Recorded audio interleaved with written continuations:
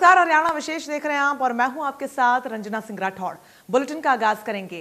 मनोहर सरकार ने गुरुवार को अपने 600 दिन पूरे कर लिए। इस दौरान चंडीगढ़ में प्रेस कॉन्फ्रेंस की गई। इस दौरान सरकार ने हरियाणा ड्रोन निगम बनाने का ऐलान किया है। 2 चरण में 200 ड्रोन लिए जाएंगे, जिससे एरियल सर्वे में मदद मिलेगी। इसके अलावा सीएम ने सरकार के 600 दिन के कामकाज को प्रदेशवासियों के सामने रखा।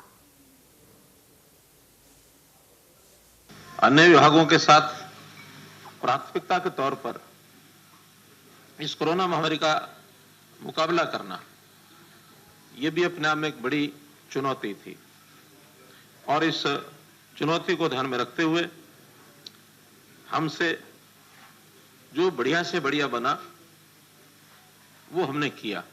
दूसरी वेव मार्च से शुरू होकर के मई में ही पीक पर पहुंच गई और पहले से 4 गुना 5 गुना ज्यादा ग्रेविटी उसकी थी। वो पहले वाली वेव के समय के हमारे सारे अनुभव, सारी सीख, ये दूसरे इस कोरोना के वेव के समय हमको उसका लाभ मिला, उन अनुभवों का, और सफलता से उसको हमने टैकल भी किया।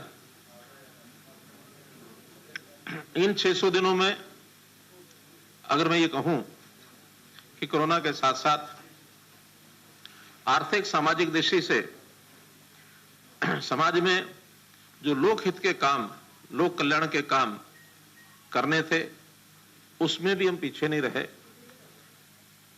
हाउसिंग फॉर ऑल, प्रधानमंत्री जी की जो योजना के हर सिर पर, हर परिवार के ऊपर एक छत होनी चाहिए, उसका घर होना चाहिए, तो प्लानिंग से अभी तक ये एक विषय बहुत सरकारों ने पहले भी लिया होगा। कभी 100 गज के प्लॉट की बात है, कभी और कोई विषय है, लेकिन ठीक उसका अध्ययन करके जिसको चाहिए उसको हम दे नहीं पाए हैं। इसका एक ग्रिड के माध्यम से अध्ययन करेंगे कि किसका अपना परिवार का घर है, किसका अपना घर नहीं है। जिसका घर नहीं है, अगर वो सामर्थ्य है तो अपने आप बनाएगा, सामर्थ्य नहीं है तो सरकार और बैंक से उसकी सहायता कराएंगे, केंद्र सरकार की भी सहायता लेंगे। एमएसएमई हमने अलग से विभाग बनाया। उद्योग में रोजगार के नाते हम ज्यादा रोजगार कैसे पैदा करें, और एमएसएमई में बहुत रोजगार होता है, तो इस विभाग को अलग बनाने की आवश्यकता महसूस की गई। तो इंडस्ट्री डिपार्टमेंट से एमएसएमई, क्योंकि एमएसएमई में केवल इंडस्ट्री नहीं है, इसमें हर प्रकार की एंटरप्रेन्योरशिप है। उसमें दुकान भी शामिल है, कोई इस प्रकार का सेल्फ जो एम्प्लॉयमेंट की स्कीमें होती हैं वो भी उसमें शामिल हैं, सर्विसेज भी शामिल हैं। तो इन सब चीजों को उसमें जोड़ा गया है। पानी, हमने पानी की गंभीरता को समझा और पानी कैसे बचाया जाए, क्योंकि हमारे यहाँ पानी का स्रोत जो है बहुत लिमिटेड है। हमारा जो अधिकार है सॉइल का, उस नाते से हमारा जो पड़ोसी प्रदेश है वो उसमें उलझा के रखा हुआ है। सुप्रीम कोर्ट में विषय है, कब सुलझेगा कब नहीं सुलझेगा। हम लगे हैं कि लगातार उस सुलझाने की ओर आगे बढ़ रहे हैं और हमने उसमें सुप्रीम कोर्ट में निर्णय भी करवाया है। अब तो केवल एग्जीक्यूशन का है कि एग्जीक्यूशन केंद्र सरकार करे या कोई और एजेंसी करे, वो उस और आगे बढ़ रहे हैं। लेकिन फिर भी जो पानी हमारा उपलब्ध है, हम उसका मैनेजमेंट क्यों नहीं ठीक करें। तो हमने उसकी द्विवार्षीय जल प्रबंधन योजना ये बनाई है कि इन 2 वर्षों में, हालांकि इस पर जितना काम कोविड के दिनों में हम पर्याप्त नहीं कर पाए, तो इन 2 वर्षों में फिर भी पर्याप्त, चाहे वो इरिगेशन डिपार्टमेंट की योजनाएं हैं, चाहे पब्लिक हेल्थ इंजीनियरिंग की योजनाएं हैं, ऐसे सबके माध्यम से एग्रीकल्चर की उसमें योजनाएं हैं, पानी को कैसे बचाया जाए। योजना हमने शुरू की, किसान धान को कम बोए, मेरा पानी मेरी विरासत, 7,000 रुपए प्रति एकड़ देने का यह काम किया हमने। उपलब्धियां गिनवाने के बाद मुख्यमंत्री ने सरकार के लक्ष्य और आगामी योजनाओं के बारे में भी जानकारी दी और सरकार के रोड मैप को प्रदेशवासियों के सामने रखा। इस बार हमने बाजरे के लिए भी कहा है कि उसकी खेती भी कम करो, और कम करने के लिए एक योजना जिसे मेरा पानी मेरी विरासत योजना बनाई थी हमने 7,000 प्रति एकड़ की, बाजरे की हम योजना दे रहे हैं, क्योंकि बाजरे में पानी वाला विषय नहीं है, बल्कि पानी तो बाजरे में कम लगता है, लेकिन बाजरे की खपत तो उतनी नहीं है जितनी उपलब्ध होती है। इसलिए उसकी जगह दालें लगाएं, मूंग लगाएं, उड़द लगाएं, अरहर लगाएं, कपास बोएं, तो तो ये चीज अगर करेंगे तो उनको 4,000 रुपया प्रति एकड़, जिन्होंने पिछली बार बाजरा बोया था और इस बार दाल पे तिलहन पर शिफ्ट हो गए, उनको 4,000 रुपया प्रति एकड़ उनको अनुदान मिलेगा। और जो बाजरा भी बोएंगे उसको भी इस बार हम भावांतर भरपाई योजना से ही खरीदेंगे, ताकि राजस्थान का आदमी ना आ सके, ताकि जिसने स्टोर कर लिया है वो दोबारा से मंडी में ना बेच सके, क्योंकि स्टोर करने वाले आज भी स्टोर कर गए हमारे यहां सस्ता खरीद के कि अब जब मंडी खुलेगी तो हम सरकार को 250 फिर बेच देंगे। तो वो रोटेशन चलता रहेगा। उस रोटेशन को बंद करने के लिए केवल किसान जिसने बोया है उसी को भावांतर भरपाई योजना का पैसा मिलेगा। तो ये एक किसानों के हित में, खास करके हमारे जो बाजरा ग्रोइंग फार्मर्स हैं उनके हित में ये बात मैंने बताई है कि बाजरा छोड़ दें तो 4,000 रुपया लें, बाजरा बोएं तो इस बार प्रोक्योरमेंट की बजाय उनको भावांतर भरपाई योजना का पैसा मिलेगा, डीबीटी से मिलेगा सबको, सबके उनके खाते में जाएगा। ड्रोन की बात आ गई, एक विषय और जो मेरे उसमें लिखा नहीं था लेकिन मुझे याद आ गया इसलिए बता रहा हूं।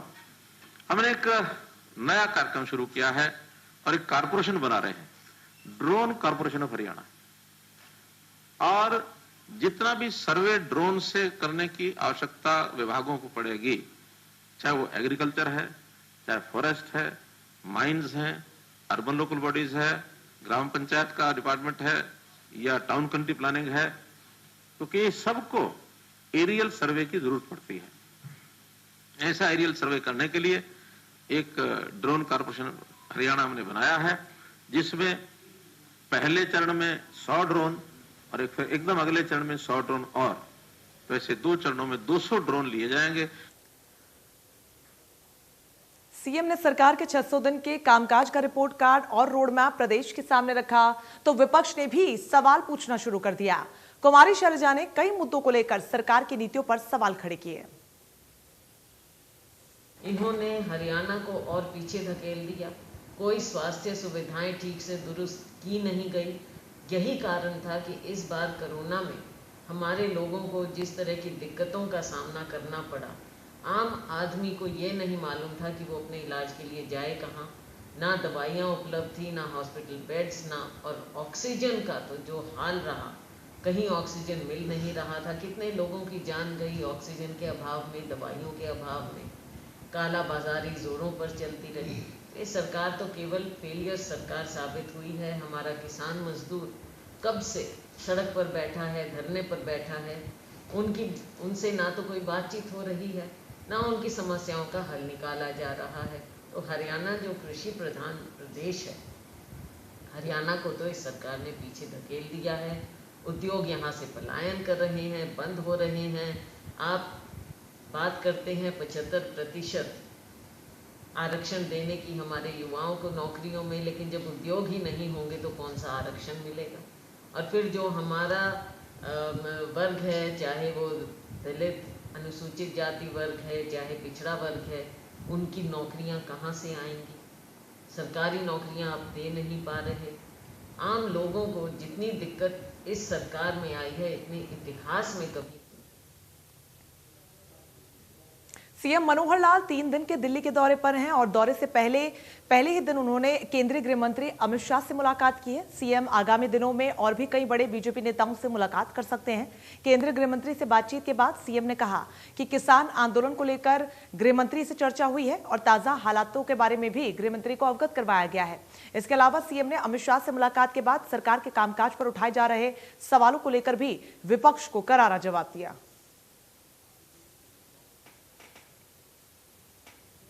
आज मुख्य रूप से तो हमने जो ये किसान आंदोलन है, ये ठीक है, अगर शांतिप्रिय किसान आंदोलन चलता रहे तो हमें भी उसमें कोई आपत्ति नहीं। लेकिन जो इनकी हिंसात्मक गतिविधियां, न केवल अहिंसात्मक बल्कि न केवल हिंसात्मक बल्कि अनैतिक गतिविधियां भी जो इनकी होने लग गई हैं, ये बहुत एक चिंता का विषय है।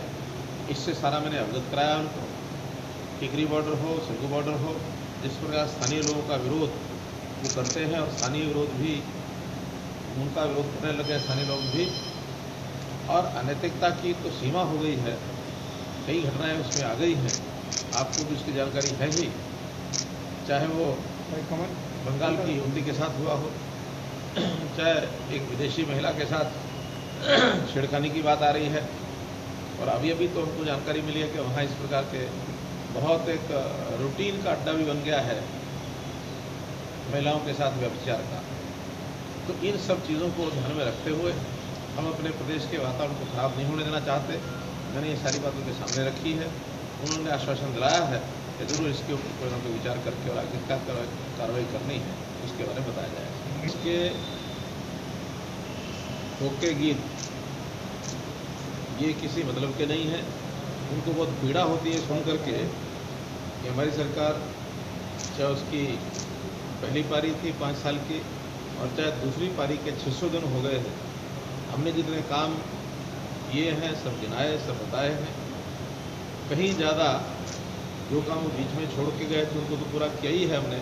अपनी ओर से भी बहुत बड़ी संख्या में चाहे विकास के काम हो, चाहे व्यवस्था परिवर्तन का काम हो, गरीबों को सहायता पहुंचाने का काम हो, और ख़ास करके कोरोना जैसी महामारी, इस पर जितना संघर्ष किया हमने, ये एक जिसको कहना चाहिए अवर्णनीय है। इसलिए कांग्रेस को तकलीफ स्वाभाविक होगी। जब ये सारी बातें बोली जाती हैं तो तकलीफ में कुछ ना कुछ विपक्षी पार्टी होने के नाते उनको बोलना ही होता है। इसलिए उनका किसी प्रकार का कोई चिंता करने की बात नहीं। भिवानी महेंद्रगढ़ संसदीय क्षेत्र में करीब 1000 करोड़ की लागत से बन रही सड़कों का काम जल्द पूरा होगा। सांसद धर्मवीर सिंह से खास बातचीत की हमारे सहयोगी रवि चांगड़ा ने। जो हिसाब से बात करेंगे सर, सबसे पहला सवाल यही कि जो मुद्दा उठाया गया था, बात करें बाईपास की, तो वो कहां तक सिरे चढ़ा है। उसके अलावा लगातार आप बातें करते रहे हैं कि जो रोड्स बनेंगे, हाईवेज बनेंगे, नेशनल हाईवे बनेंगे। आपके अगर क्षेत्र की बात करें, भिवानी महेंद्रगढ़ इलाके की बात करें, संसदीय क्षेत्र की बात करें, किस तरह की सौगात अब मिली है? देखिए, जब से माननीय नरेंद्र मोदी जी देश के प्रधानमंत्री बने हैं और सड़कों का महकमा जब से माननीय नितिन गडकरी जी को मिला है, लगभग 7 साल हो चुके हैं। मैं ये मान के चलता हूँ कि जितनी नेशनल हाईवे के मार्फत या ग्रामीण सड़कों के मार्फत जितना पैसा न केवल मेरी लोकसभा में लगा बल्कि सारे प्रदेश और देश में सड़कों पर बहुत पैसा खर्च किया गया है। ये भी सही बात है कि भिवानी जिला जिसको लगभग 40 साल हो गए बने, हमारा आउटर बाईपास नहीं था। बार बार डिमांड होती थी। मुझे खुशी है इस बात की कि माननीय गडकरी जी और अब क्योंकि उनके स्टेट मिनिस्टर हमारे बाप पोड़े से ही हैं, माननीय जनरल वीके सिंह जी, हमें आउटर बाईपास, क्योंकि भिवानी को अगर हम आउटर बाईपास है तो ये 32 किलोमीटर है, मात्र 9 किलोमीटर का टुकड़ा अभी हमें बना हुआ मिला है। बाकी का लगभग 23.5 किलोमीटर बाईपास, जिस पर तकरीबन 450 करोड़ रुपया खर्च आएगा। 2020-21 के इस वार्षिक बजट में जो मंत्रालय का बजट है उसमें हमारा मंजूर किया है। ये कापी आपको मैं दे देता हूँ। केवल यही नहीं, जो पुराना आरओबी लुहारो रोड पर था वो भी 4 लेन का नया तोड़ के बनाया जाएगा। भिवानी से हांसी रोड भी ये सड़क मंत्रालय ही करेगी, भारत सरकार, उसका भी अलग से पैसा दिया गया है। ये पुराना रोड जो बीच में रुका हुआ था भिवानी से लुहारू, इसमें भी चाहे वो लुहानी गांव हो, जुई गांव हो या डिगावा हो, कहीं 4 लेनिंग तो कहीं बाईपास या उनके आरओबी, ये सारा पैसा इसी 2020-21 में सैंक्शन किया है। केवल यही नहीं, दादरी और महेंद्रगढ़ नारनौल के भी जो अधूरे काम थे, जो हमारी प्रपोज्ड स्कीमें थी, उनका भी बहुत बड़ा पैसा माननीय गडकरी जी और जनरल वीके सिंह जी ने मेहरबानी की है।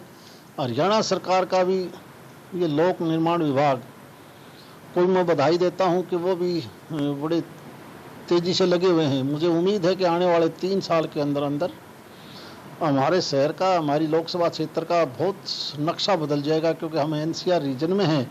यहाँ से चाहे किसी ने चंडीगढ़ जाना हो, दिल्ली कलकत्ता जाना हो या बॉम्बे जाना हो या राजस्थान के इंटीरियर तक, जयपुर हो या बीकानेर हो, हम ऐसा हो जाएगा कि बहुत कम समय में पहुंच पाएंगे। हाईवेज की बात करें सर, या फिर बात करें जो गांव को रोड जाते हैं प्रधानमंत्री ग्राम सड़क योजना के तहत, उन रोड्स की क्या स्थिति है? वो रोड्स कब तक सारे तमाम कंप्लीट? प्रदेश की सरकार ने जितने भी स्टेट रोड थे या डिस्ट्रिक्ट मेजर रोड थे, जो पुराने रोड थे, उन रोडों के 3 फेज के हिसाब से भारत सरकार के पास पैसा मांगा और उनमें मेरी लोकसभा क्षेत्र में तकरीबन सड़कों का पैसा आ चुका है, या तो काम चालू है, वरना तो मुझे लगता है इसी 2020-21 में मुझे लगता है वो सड़कें बन के तैयार हो जाएंगी। अब प्रदेश की सरकार का ये फैसला अच्छा है कि 6 क्रम से ऊपर के कच्चे रास्ते जितने भी हैं उनको B&R डिपार्टमेंट टेकअप करके उन रोडों को भी बनाएगी।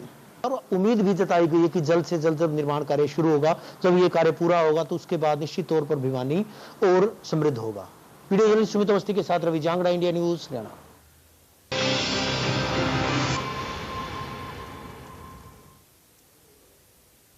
चलिए खबरों में आगे बढ़ेंगे।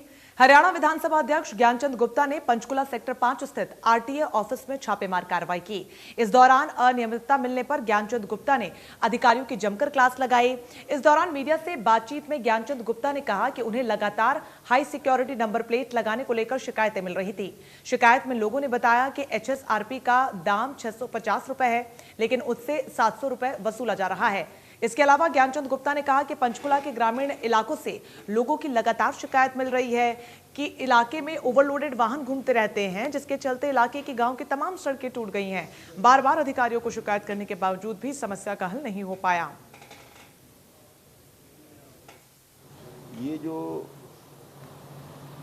हमारा डिस्ट्रिक्ट का ट्रांसपोर्ट का ऑफिस है, इस ऑफिस के अंदर मैं आया था ये अपने बस स्टैंड के ऊपर जो बसों को चालू करने के लिए, तो मैंने सोचा कि इस ऑफिस के अंदर भी थोड़ा सा देख लिया जाए। मुझे लगता है कि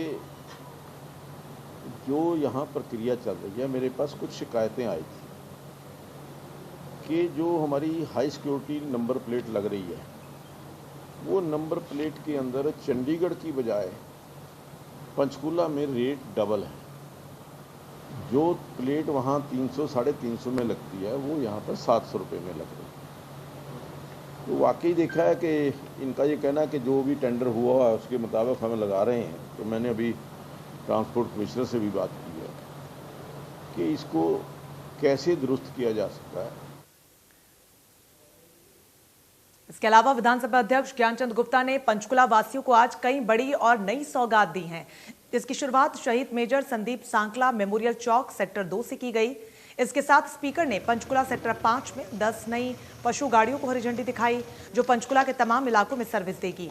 एक के बाद एक आपको बता दें कि पंचकुला को हरा भरा व साफ सुथरा बनाने के मकसद से सेक्टर 14 में स्वच्छ भारत मिशन के तहत कार, ट्रैश बिन, जूट और कपड़े बने बैग इत्यादि नए प्रोजेक्ट्स का शुभारंभ किया गया। उन्होंने कहा, जो लोग गाड़ियों में कुछ खाते पीते हैं, लिफाफा भी सड़क पर फेंक देते हैं, अब उन्हें सड़क पर यह सामान गाड़ी से बाहर फेंकने की जरूरत नहीं होगी। कार में रखे डस्टबिन में ही इसका इस्तेमाल किया जा सकेगा। इसके अलावा उन्होंने लोगों से कपड़े के बैग यूज करने का आह्वान भी किया।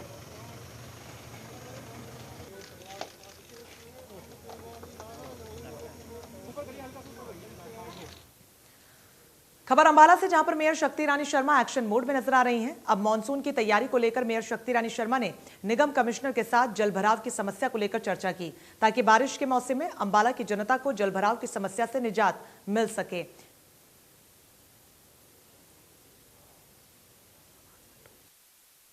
बाकायदा पूरी अच्छी तरह से 2-2, 3-3 बार निगम की निगरानी में पूरे शहर में सैनिटाइजेशन हुआ है और अवेयरनेस भी लोगों में जागरूक कराई गई है।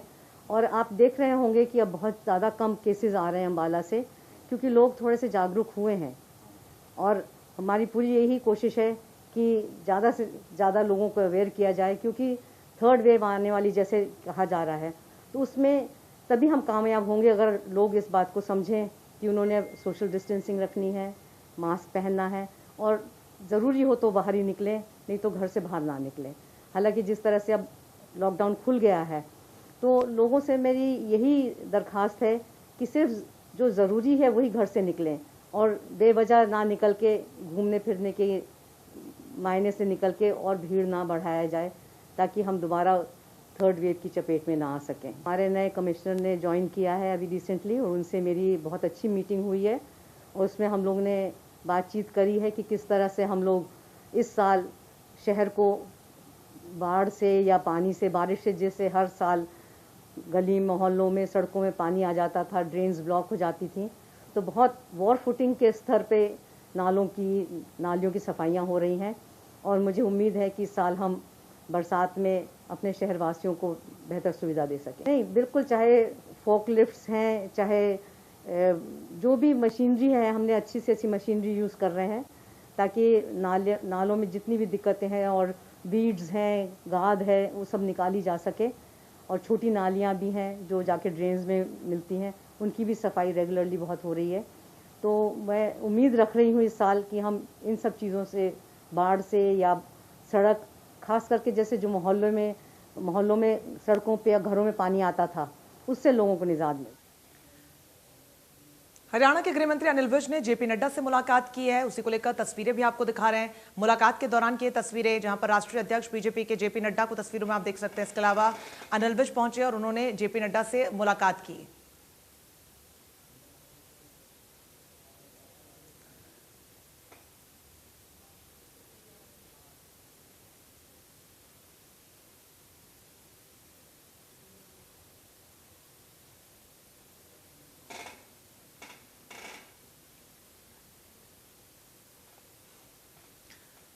कालांवाली में बिजली विभाग की बड़ी लापरवाही सामने आई है, जहां पर व्यापारी राकेश कुमार की बंद पड़ी राइस मिल का बिजली का बिल 90 करोड़ रुपए आया है, जिसे देखकर व्यापारी राकेश कुमार के भी होश उड़ गए। राकेश कुमार के मुताबिक उनकी श्री गणेश राइस इंडस्ट्रीज के नाम से मिल है, जिसका रूटीन में सीजन के समय 5 से 6 लाख का बिल आता था, लेकिन इस बार 90 करोड़ से ज्यादा का बिल आया है।